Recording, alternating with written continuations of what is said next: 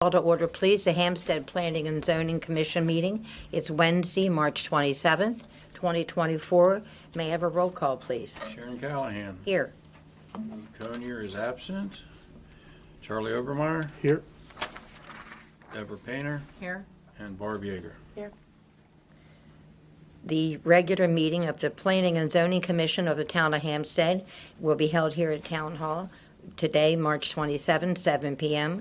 The public is advised that members of the Hampstead Town Council may be present and in attendance at this meeting. All persons are reminded that this session is being recorded on tape as required by law for the preservation of records and are asked when providing comment to give their name and address. All persons in attendance are requested to print their name and address and affiliation on the sign-in sheet at the front of the building.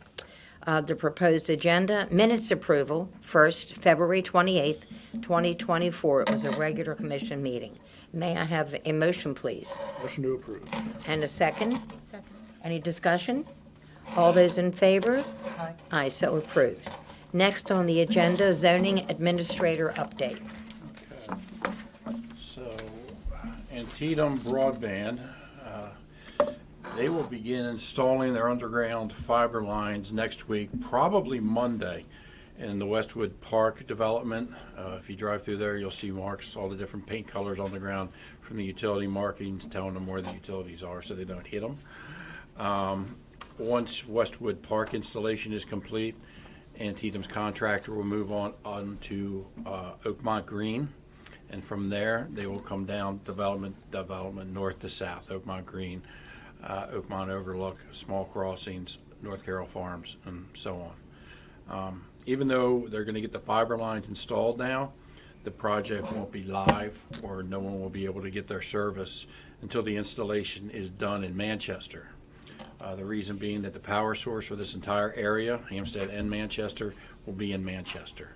So they got to get Manchester up and running, and basically they'll plug us in, and then we'll be okay to go live. Is Manchester being done at the same time or after? Manchester's running probably a month behind us, but they don't have as many streets or houses to address, so they may be able to catch up. So they should finish relatively close to the same time. Okay. The mill, so the Hampstead Grain Mill on Gill Avenue, they've submitted a simplified site plan to the county's Bureau of Development Review. The area being disturbed is under 5,000 square feet, so that means that the plan does not require a full site plan review and is exempt from floodplain and stormwater management codes. The plan will still be reviewed by the county's Bureau of Development Review, their Bureau of Permits and Inspections, the Office of Public Safety, Fire Protection, Engineering, and Bureau of Resource Management. Representatives from the mill will be here next week to discuss their simplified site plan along with cosmetic changes to the exterior of the building. Weiss Gas and Go, they had a pre-submittal meeting earlier this month with town and county staff. They plan to build an 8-pump gas and go next to the Farmers and Merchants Bank in the Robertsfield Shopping Center. I anticipate them submitting their concept plan to the town and county next week, which means they would be here at the April meeting. Warshex is the car wash that's working on a concept plan for their project to be developed on the corner of Route 30 and Eagle Ridge Court. This is the site of the old New Windsor State Bank building. This project received conditional use approval from the Board of Zoning Appeals in January. None of the water that will be used in the car wash process is town water. They are reclaiming all the stormwater off the site and storing it, and then they will recycle it as it's used, and it will be all used for the car wash. Also, the developers, they intend to repurpose the old building by gutting the interior and putting the car wash through the center of the building. I anticipate them being ready to go possibly in April also. So since everyone's wondering what it would look like with a car wash going through a building, I put one of their original preliminary drawings in with the pack, so you have an idea of what they're looking to do. I think that looks great. That's fascinating, but I don't know how you take out with it. They've got to do some major structural work I'm inside. not an engineer, so I know That is that. really neat. Yeah. Well, it's nice to see the old stone building, the office Yeah. building, repurposed and kept. Yep. Yeah. And that's a definite. I mean, they're Yeah, they're good looking to submit to the county, so they are moving Interesting. along. it's fun. Okay, that's it. Is that it? Any questions, comments? Then we're going to move on. Discussion of Town of Hampstead Water System Modernization and Centralization Project. So I've talked about this a little bit in the past few months. So the purpose of this project is just to ensure that the citizens and the businesses receive basically the cleanest water that we can possibly provide. And of course, PFAS, which is the new emerging contaminant that the EPA has come out with. We're doing this to address that situation. So the proposed project will involve the design and construction of 3 new water treatment facilities and the expansion of 1 existing water treatment facility that will employ granulated activated carbon, known as GAC, to reduce PFAS concentrations in the water supply sources. To do this, we will also take existing wells and reroute them to these new pump houses. So instead of building pump houses at every well, which is the way that we've been doing it, because of the cost of the GAC equipment, it makes much more sense to bring everything to centralized sites and treat it there instead of trying to build GAC facilities at every well. So we have North Carroll Farms, the water treatment facility there is existing. What we're going to do is be expanding it, and if you look at the one map, figure 3, that shows where the expanded water treatment facility plant is in North Carroll Farms. So it's jumping across Farmwoods? Am I looking at that right? It's along Upper Ford Drive, or Upper Ford Lane, at the far end where it dead ends. Ah, okay. So it's on the opposite side of where the pump station is now. If you're on Farmwoods, the south If you side. enter off of Main Street onto Farmwoods, and you come to the first stop sign, that's Upper Ford, and you would make a left. Okay, but right now there's a pump station there. If you go the way, that's waste. That's Correct. not water. No, Never mind. that's Okay, we're county good. sewer. Yep, got Yep. it. I realized as I was saying it. Yep. Okay. So, right now, wells 33, 35, and 36 all are treated by that pump station or treatment facility. So the addition that we're doing here is we're bringing well 19 over to receive treatment at that same location.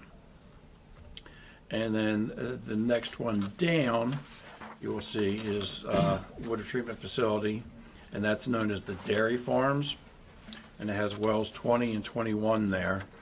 And the addition is we're going to take wells 11 and 12, and basically the arrow shows where it's going, but it's actually going to come up Main Street and then cut straight across to the facility through that open field right by where the new welcome sign is. Wells 20 and 21, they're offline. They've been offline for a number of years due to high nitrates in the water there in those wells. That's been caused by the farming of the land right there. That's all the North Carroll Business Park property that's owned by the IDA, and it's all empty land now. And for years, the IDA has leased the land to farmers for them to farm it. The high nitrates are caused by farming and agriculture. So a few years back, the town asked IDA if they could stop leasing the land and basically try and get the nitrates out of the land, and it has been successful. The levels of nitrate have come down dramatically. But what will happen is they'll come down and slowly they'll level off. And they're right below what is the health level now.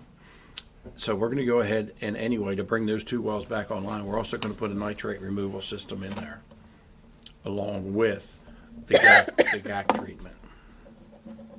So also on figure 3, you'll see wells 24 and 25. Those are the 2 wells that had the high levels of PFAS. And as soon as we found out about those, we took them directly offline. And that was in 2020, right when we got the results of the first testing for PFAS. Sorry, pi being a relative term. Yes. Talking parts per trillion. So then if you go to the next map, which is figure 4,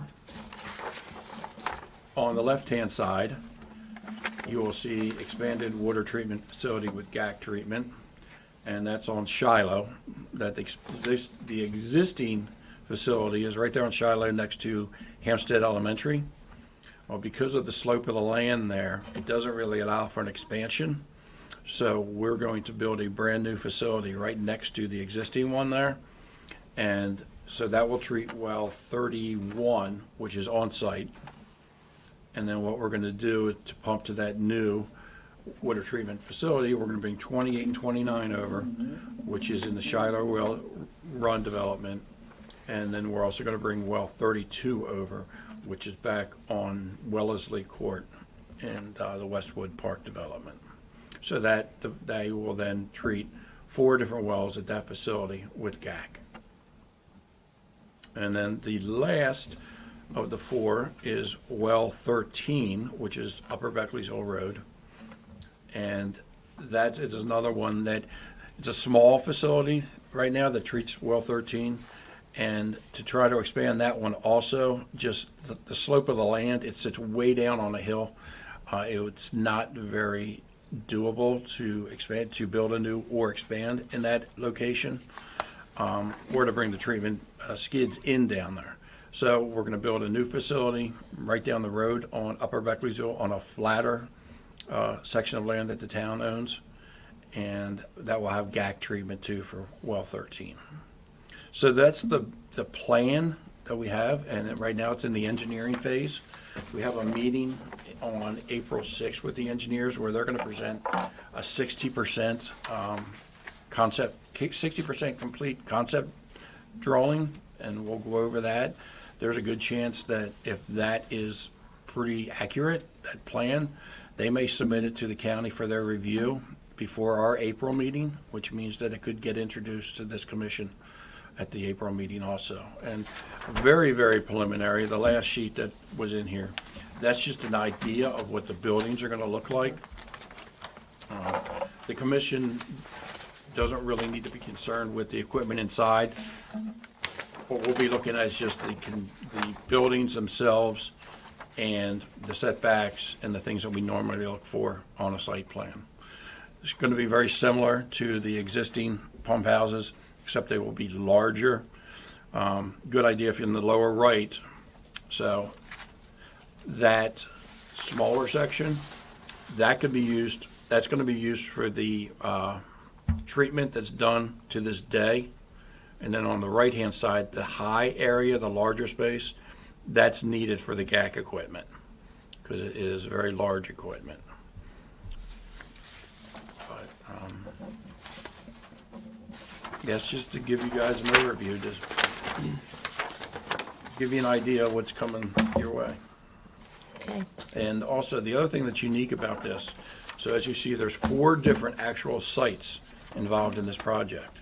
So we went, myself and Tom Devilbus went over and met with county staff, and we said, you know, we don't know if it's ever been done, but because this is all one, quote, project in 4 different locations, we would like to, if possible, have this all go in as one site plan and have it all reviewed together so it stays together throughout the process. And they said that they could do it. They don't remember ever doing it either. But so it's unique, and I think it'll work out well. So. That's great. Very good. Comments or questions? That's pretty good, Jim. Thank you, thanks. Perry. Okay. Let's move on then. Discussion of Chapter 8 of the Hampstead Community Comprehensive Plan, Housing and Community Design. Alrighty. So last month, I gave you the draft of the comp plan, Chapter 8, on housing and community design. I told you then, and I'll tell you again, that it was done almost last summer, except then I became aware of a thing called affirmatively, what is it, Andrew? Affirmatively Furthering Fair Housing, or AFFH. That was just added that we need to address it. So we went and we looked at it and we tried to find some examples of different places where it has been addressed. And since it is new, of course, there's no other comprehensive plans that do address it. So we weren't sure exactly what direction to go. And finally, when we sat down and really dug into it and talked to some people, what we already had in there affirmatively furthers fair housing. So we're going with it. We added a little bit in there. I don't know if you all have any questions. Basically, the way that we address affirmatively furthering fair housing, that means taking meaningful steps to overcome patterns of segregation. Basically, it means in a nutshell to provide a healthy, fair housing market. And when you look at our housing market and you look at the stats in here, we do already. If you break it down by their description of low-income housing, 32.3% of all our households fit into that description. And then if you go a little deeper, you'll see that an additional 28.1% of all households qualify as workforce housing. And then we address it further on, but when we talk about increasing the availability of affordable rental units, and one way to do that is repurposing existing buildings to create apartments or senior housing units. And then another way that we can do that is we can encourage developers to create a mix of diverse housing types in all new subdivisions. We're trying to do that. And the other thing that we just did, the council in, I think, October and November, passed the mixed use ordinance, which allows for mixed use in the local business district, which is a good portion of Main Street, which allows for residential on the lower and residential on the upper levels, which will also bring in new apartments and rental units to our community. And we need them, We do. very much so. So, any questions? I've got Barb's changes, and we will go in and take care of No that. changes, all superficial. All grammatical, my screw-ups. Very good. Any discussion about this? Okay. Thank you, Jim. All right, thank you. So we'll go ahead and we'll put this in. And just to let you know, there are 3 chapters remaining.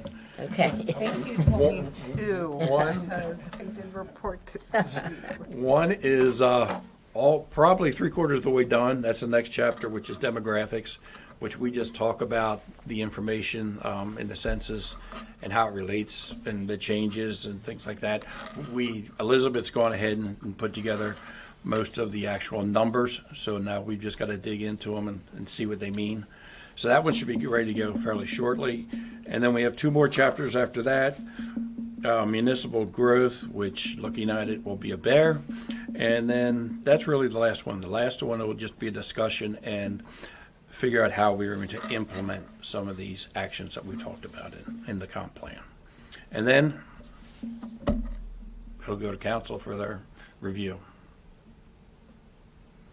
And then it'll be time to start over. Right? When do we start the 2030? No, we don't. It was so much fun the first Oh, time it's around. been right? a blast. You've done a fantastic job, I will say. I mean, you really have. I know it's been a bear, but it's been great. Thank you, Jim, You're once welcome. again. Next on the agenda, certification that the 2024 spring amendment to the 2024 Carroll County Water and Sewer Master Plan, as it pertains to the town of Hampstead, is consistent with the 2010 Hampstead Community Comprehensive Plan amended in 2017. So if you look at in the staff report from Carroll County, you'll notice how on, I guess it's page 4, the large map of Hampstead, you'll see that there's broken down, the sewer service is broken down into different categories. You have existing priority, future, and long range. And Carroll County does that for, it's basically every parcel in the county, correct? That has, or, Water and sewer, right? Yes. Like, but that's mainly within the municipalities and like some of the rural villages, like Pleasant Valley and then down in the Freedom area, Right. Eldersburg, Sykesville. right, the larger density areas. And so occasionally, someone in one of those areas will want to make a change to those to a property and move the property from one category to another. So in this case, the section of this amendment that deals with Hampstead is request by the property owner to change the sewer service from future to priority for the Michaels property. So the Michaels property is on the corner of Panther Drive and Shiloh Road.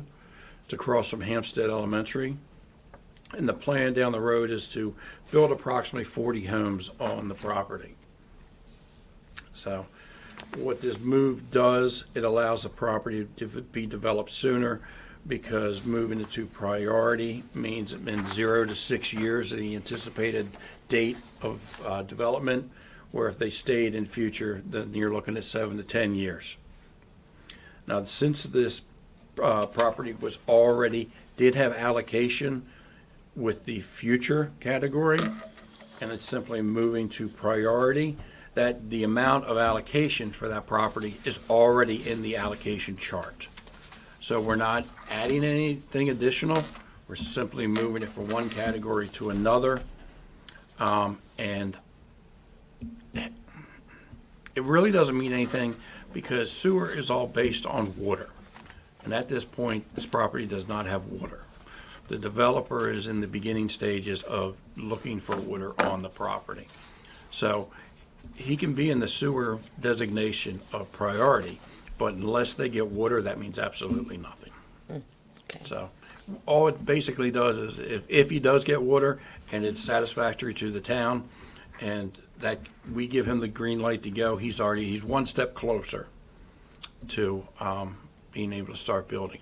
Because these amendments, this is the spring 2024 amendment to this water and sewer master plan. They do this twice a year, in the spring and in the fall. So he just wants to get this step out of the way. So there's no chance of them tapping into the town water? Possibly, but the code says you have to make a good faith effort to bring water with you. Okay, so it's not necessarily dead. If he doesn't find it, that just means he goes to Plan B. Possibly, Okay. yep. Yep, so just 40 units, huh? at 40 or 45, I think. 45? Yep. Single-family homes.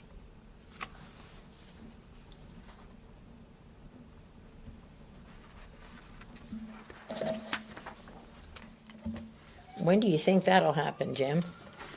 It's a good question. A lot of it hinges on water. Right. We're still being protected.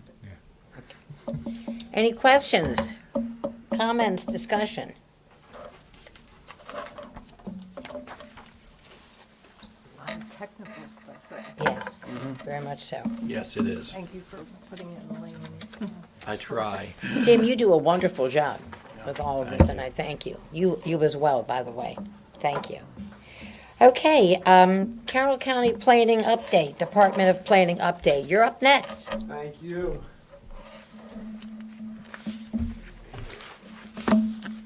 Happy March, everyone.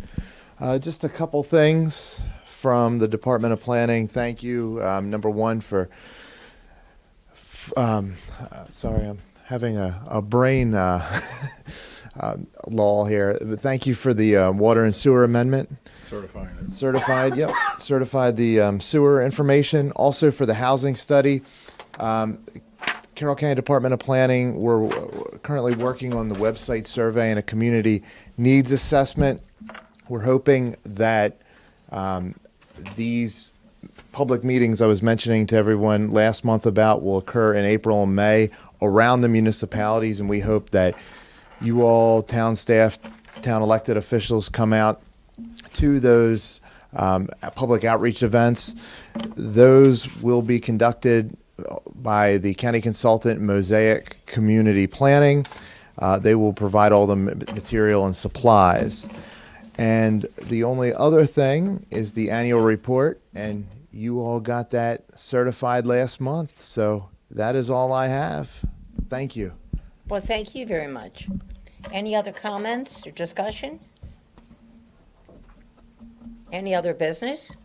I actually do have I have an item for other businesses. So, June meeting.